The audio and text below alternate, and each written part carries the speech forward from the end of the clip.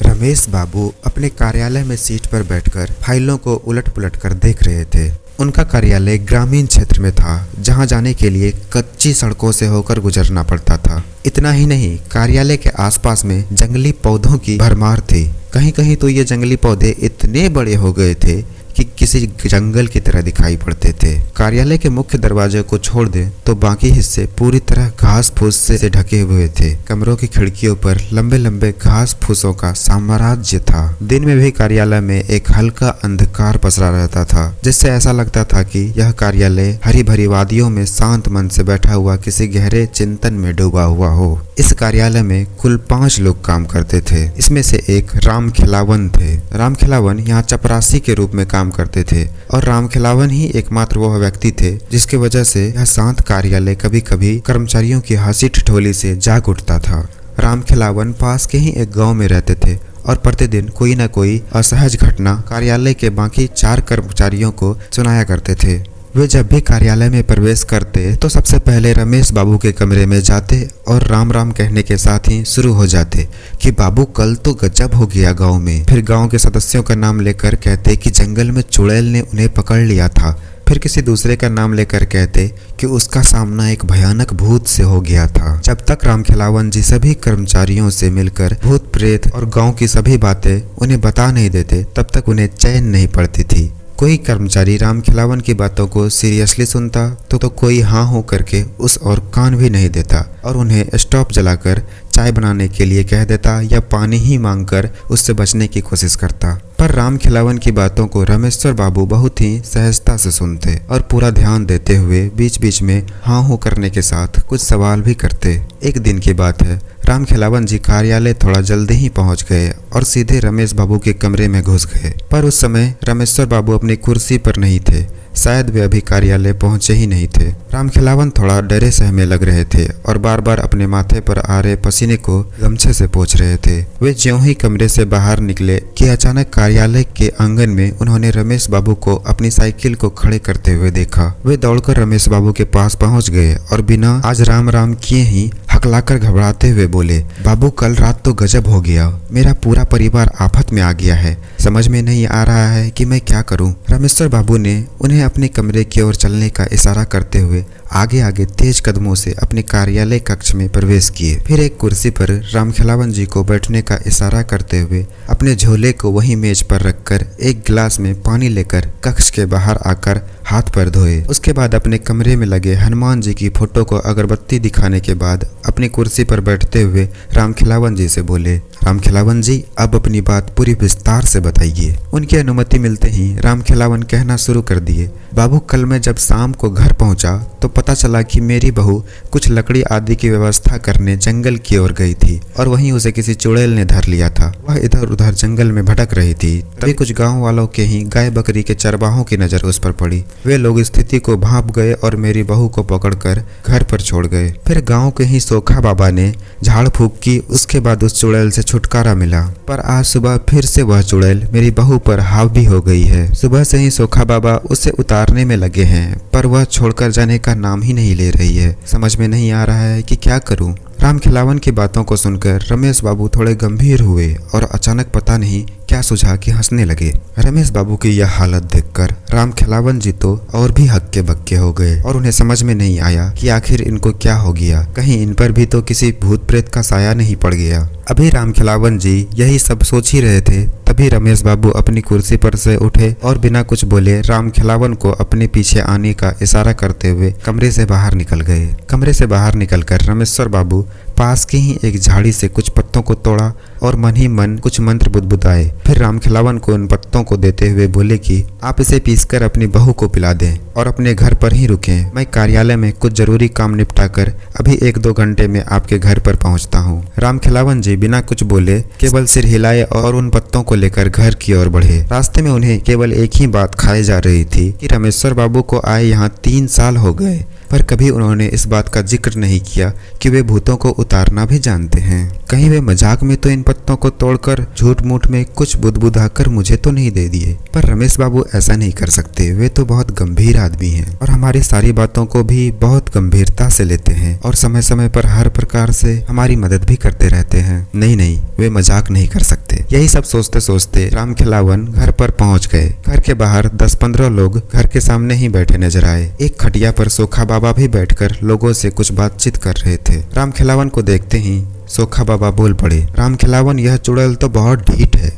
रात को छोड़कर तो चली गई थी पर सुबह फिर से आ गई। 2-3 घंटे मैंने कोशिश किया पर छोड़कर जाने का नाम नहीं ले रही यह चुड़ैल। अभी भी आंगन में नाच कूद रही है। मेरे मंत्रों का भी अब तो उस पर कुछ असर नहीं हो रहा है। यहाँ तक कि वो मेरा भी मजाक उड़ा दी। इतना सब होने के बाद मैं उसे छोड़कर बाहर आकर बैठ गया हूँ। मैं अब कुछ नहीं कर सकता। मेरा जितना पावर था वह सब आजमा लिया। रामखिलावन जी सोखा बाबा के ही बगल में बैठते हुए अपनी लड़की को आवाज लगाए। उनकी लड़की घर से दौड़ते हुए बाहर निकली। फिर रामखिलावन ने उन पत्तों को उसे देते हुए कहा कि अभी इसे पीसकर बहू को पिला दो, अगर ना नुकुर करती है तो जबरदस्ती पिलाओ। इसके बाद रामखिलावन की लड़की उन पत्तों को लेकर घर में गई तथा उन पत्तों को पीसकर अपनी भाभी को पिलाई। फिर क्या, एक घूंट अंदर जाते ही रामखिलावन की बहू को काफी शांत हो गई और वहीं आंगन में एक तरफ बैठ गई। अब उसके व्यवहार में काफी अंतर आ गया था। उसका कूदना नाचना भी बंद हो गया। रामखिलावन की लड़की दौड़ते हुए घर से बाहर निकली और रामखिलावन की ओर देखकर बोली, पिताजी पिताजी, भाभी को अब आराम हो गया है। वे आंगन में ही अब शांति से बैठ गई है। बाहर जितने लोग बैठे थे वे सब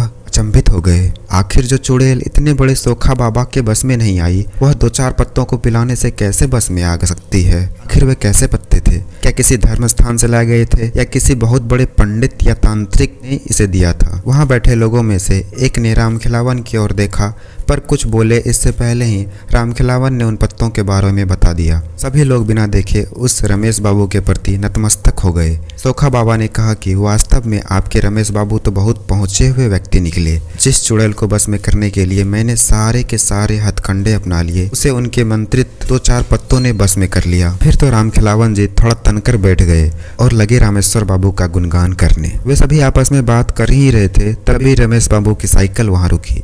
रमेश बाबू को देखते ही रामखिलावन जी दौड़कर रमेश्वर बाबू के हाथ से साइकिल लेकर खुद ही खड़ी करते हुए बोले, रमेश्वर बाबू, आपके पत्तों ने तो कमाल कर दिया। अब बहू काफी अच्छी है और शांति से आंगन में बैठी है। रमेश बाबू के आते ही वहां बैठे सभी लोग खड़े हो गए और रमेश बाबू को नमस्कार किया। रमेश बाबू सबका अभिवादन करते हुए उन लोगों के बीच ही एक खाट पर बैठ गए। फिर रमेश बाबू ने रामखिलावन की बहू को घर से बाहर बुलाया। वह काफी शांत थी पर रमेश बाबू को लगा कि अभी भी वह चुड़ैल यहीं है और पत्तों का असर खत्म होते ही फिर से उसे जकड़ लेगी। रमेश बाबू ने रामखिलावन की बहू को अपने पास बैठने का इशारा करते हुए कुछ मंत्र बुदबुदाने लगे। फिर अचानक रामखिलावन की बहू घबराकर बोल उठी, मुझे छोड़ दीजिए, मैं जा रही हूँ। मैं अब कभी भी इसे नहीं पकड़ूंगी। मुझे जाने दीजिए, मैं जल रही हूँ, मुझे छोड़ दीजिए। उस चुड़ैल को इस तरह गिड़गिड़ाते हुए देखकर रामखिलावन की काफी हिम्मत बढ़ गई। वे बोल पड़े, रमेश बाबू, इसे छोड़िएगा मत, इसे जलाकर भस्म कर दीजिए। पर वह चुड़ैल रामखिलावन जी की ओर ध्यान न देते हुए रमेश बाबू की ओर दयनीय स्थिति में देखते हुए अपनी प्राणों की भीख मांगती रही। रामेश्वर बाबू काफी गंभीर लग रहे थे। वो रामखिलावन की बहू की ओर गुस्से में देखते हुए बोले कि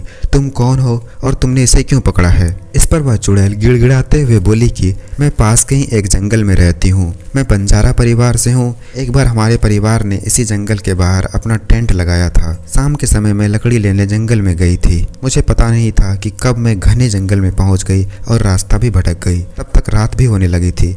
जंगल में पूरा अंधेरा पसरना शुरू हो गया था। मैं थोड़ी डर गई थी पर हिम्मत नहीं खोई थी। अचानक मेरे दिमाग में एक विचार आया। मैंने सोचा कि रात के इस अंधेरे में अब रास्ता खोजना ठीक नहीं, कहीं किसी जंगली जानवर की शिकार न हो जाऊं। इसलिए मैंने हिम्मत करके कहीं एक मोटे जंगली पेड़ पर चढ़कर बैठ गई। मैंने सोचा कि सुबह होते ही मेरे परिवार के लोग मुझे खोजेंगे जरूर और अगर नहीं भी आए तो मैं दिन में अपना रास्ता खुद खोज लूंगी। पर वह रात शायद मेरे जीवन की समाप्ति के लिए ही आई थी। मैं जिस पेड़ पर चढ़कर बैठी थी उसी पर एक प्रेत का डेरा था। आधी रात तक तो सब कुछ ठीक था पर उसके बाद अचानक वह प्रेत कहीं से उस पेड़ पर आ बैठा। उसके आते ही जैसे पूरे जंगल में भयंकर तूफान आ गया हो। अनेकों पेड़ की डालियां तेज हवा से डरावने रूप से हिलने लगी थी। मुझे देखते ही वह जोरदार ढंग से हंसने लगा और मुझे कोई प्रेतनी ही समझकर बोला, तुम्हें नहीं पता कि यह मेरा निवास है। मैं कुछ जरूरी काम से जंगल से बाहर क्या गया, तूने मेरे बसेरे पर ही कब्जा कर लिया, मैं तुझे छोड़ूंगा नहीं। इतना कहकर वह मेरे तरफ झपटा। मैं काफी डर गई और मैं चिल्ला उठी। मैं बहुत तेज चिल्लाई कि मैं कोई प्रेतनी नहीं हूँ, मैं इंसान हूँ, इंसान। मेरी बातों को सुनकर तो वह और जोर से हंसने लगा और बोला कि मुझे एक संगिनी चाहिए, तुम्हें अगर सही सलामत रहना है तो मुझसे विवाह करना होगा। मैंने सोचा कि अब इस समय बस एक ही रास्ता है कि इनकी बातों को मान लिया जाए और दिन उगने के बाद यहाँ से खिसक लिया जाए। मैंने उसके बातों पर हाँ में हाँ मिलाते हुए उसकी अपनी सहमति दे दी। मुझे क्या पता था कि यह सहमति मुझ पर ही भारी पड़ेगी। इतना कहने के बाद राम खिलावन के बहू पर सवार वह चुड़ैल फूट फूट कर रोने लगी। रमेश बाबू थोड़े भावुक हो गए और उसके प्रति थोड़ी नरमी दिखाते हुए पानी का भरा लोटा उसको पीने के लिए दे दिया। 2-4 घूंट पानी पीने के बाद उसने फिर से कहना शुरू किया। मेरी सहमति के बाद वह प्रेत पता नहीं कहाँ गायब हो गया। उसके गायब होते ही मैंने थोड़ी चैन की सांस ली। पर अभी 10-15 मिनट ही बीते होंगे कि उस जंगल में जैसे भूचाल आ गया हो। एक बहुत बड़ा तूफान आ गया। कितने पेड़ों की डालियां टूटकर धरती पर गिर गई। कम से कम सैकड़ों भूत प्रेत वहां उपस्थित हो गए थे। चारों तरफ चीख पुकार मचा हुआ था। कुछ डरावनी तरह से हंस रहे थे तो कुछ इस डाली से उस डाली पर कूद फान कर रहे थे तो कुछ ताली बजाकर नाच रहे थे। मुझे तो कुछ समझ में ही नहीं आ रहा था कि यह सब क्या हो रहा है। तब तक वही प्रेत फिर से मेरे सामने प्रकट हुआ और बोला कि शादी की व्यवस्था करने चला गया था। अपने परिवार वालों को भी तो बुलाना है, सभी के सामने ही शादी करेंगे हम दोनों। मैं सोचने लगी आज तो मैं गई। मेरा पूरा शरीर पीला पड़ गया, कुछ कहने की हिम्मत नहीं रही। तभी वहां अचानक एक प्रेतनी प्रकट हो गई और उस प्रेत से लड़ने लगी। वह प्रेतनी बोल रही थी कि मेरे रहते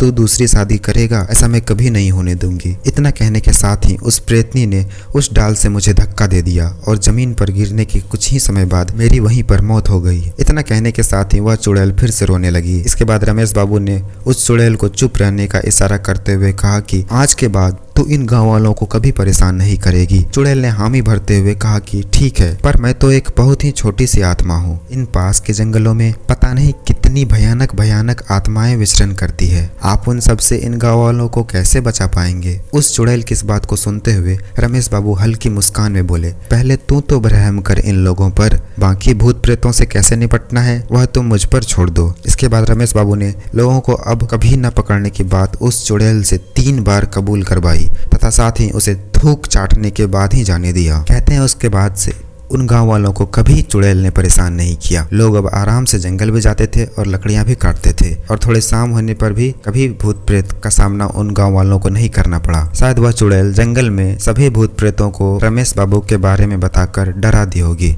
अब ये दूसरी कहानी है। बात उन दिनों की है जब मैं कॉलेज का स्टूडेंट था। अपने कॉलेज की ओर से हम सभी कैंप के लिए एक जंगल में गए थे। हल्की सी ठंड थी, इसलिए रात में हम सब ने पूरी रात कैंप फायर के साथ डांस करके गाने बजाने और भी बहुत कुछ का प्रोग्राम किया। मुझे और सभी साथियों को कैंप फायर के लिए लकड़ियां इकट्ठा करने का भार सौंपा गया। मैं निकला तो सबके साथ ही, लेकिन जंगल के प्राकृतिक सौंदर्य में भटकता हुआ अकेले बहुत दूर निकल गया था। अचानक आसमान बादलों से भर गया और गरज के साथ बारिश होने लगी। बादलों के लगातार गरजने से मैं पेड़ के नीचे खड़ा रहना सही न समझकर आसपास किसी घर की तलाश में एक दिशा में भागने लगा। मुझे कुछ ही दूरी पर लाल ईंटों से बनी शानदार बिल्डिंग दिखाई दी। बिल्डिंग रोशनी से पूरी नहाई हुई थी और उसमें ढेर सारे लोग थे, ऐसा दूर से ही लग रहा था। मैं तेजी से भागते हुए उस बिल्डिंग में जा घुसा और सामने से आती हुई एक खूबसूरत नर्स से टकराते टकराते बचा। नर्स ने मुझे घूर कर देखते हुए कहा, बहुत अधिक भीग गए हो, सर्दी लग जाएगी। उधर बाईं ओर एक स्टोर रूम है, वहां जाकर जो भी मिले उससे कहना सिस्टर जूलिया ने दूसरे सूखे और साफ कपड़े मुझे देने को कहा है, वह तुम्हें कपड़े दे देगा। मैं हक्का बक्का मुंह फाड़े सिस्टर जूलिया को देखता रहा। मुझे एकदम से समझ नहीं आया कि क्या करूं मैं। मेरी स्थिति देखकर सिस्टर जूलिया खिलखिलाकर हंस पड़ी और बोली, पहले तो तुम अपना मुंह बंद करो, वरना मुंह में मच्छर घुस जाएगा, और अब जाकर वैसा ही करो जैसा मैंने कहा है। मैं हल्के से हाँ में सिर हिला सिस्टर की बताई दिशा में जाने को मुड़ गया। अभी कुछ 10 कदम ही चला होऊंगा कि मेरे कंधे पर किसी ने पीछे से हाथ रखा।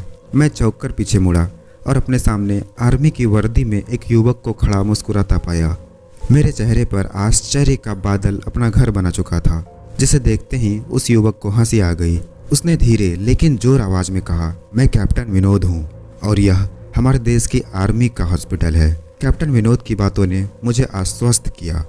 मैं अब धीरे धीरे सामान्य हो गया और मैंने कैप्टन विनोद को सिस्टर जूलिया की कई बातें बताई।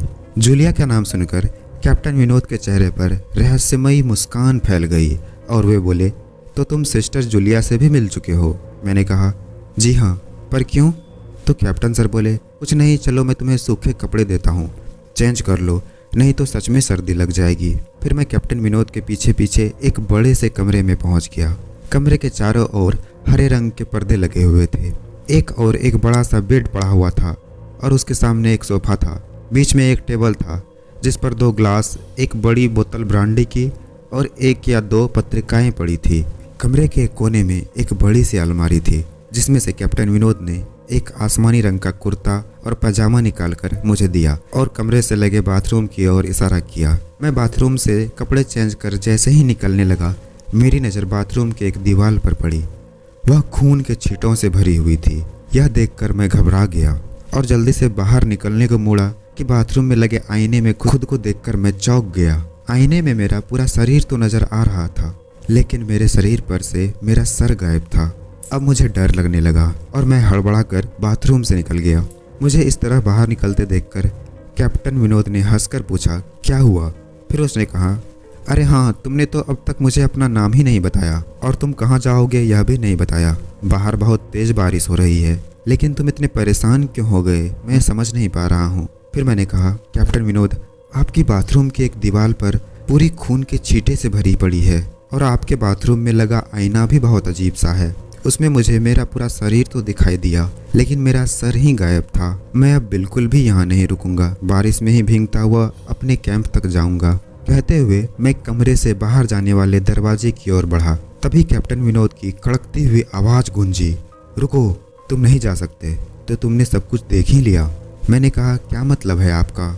मेरी आवाज़ में डर भर गया था। कैप्टन साहब ने कहा, मतलब चाहे जो हो, तुम तब तक यहाँ से नहीं जा सकते जब तक मैं तुम्हें पूरी बात ना बता दूँ। मैं डरते हुए बोला, क्या क्या कहना चाहते हैं आप?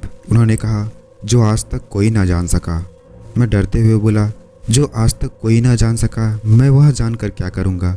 प्लीज़ अब मुझे जाने दें। मैं डर से रोआ सा हो गया। उन्होंने कहा, नहीं, बिल्कुल भी नहीं, और तुम्हें मुझसे डरने की कोई ज़रूरत नहीं। सैनिक सबकी रक्षा के लिए होते हैं, मैं भी तुम्हारी सुरक्षा ही कर रहा हूँ। कैप्टन विनोद के स्वर में कोमलता थी।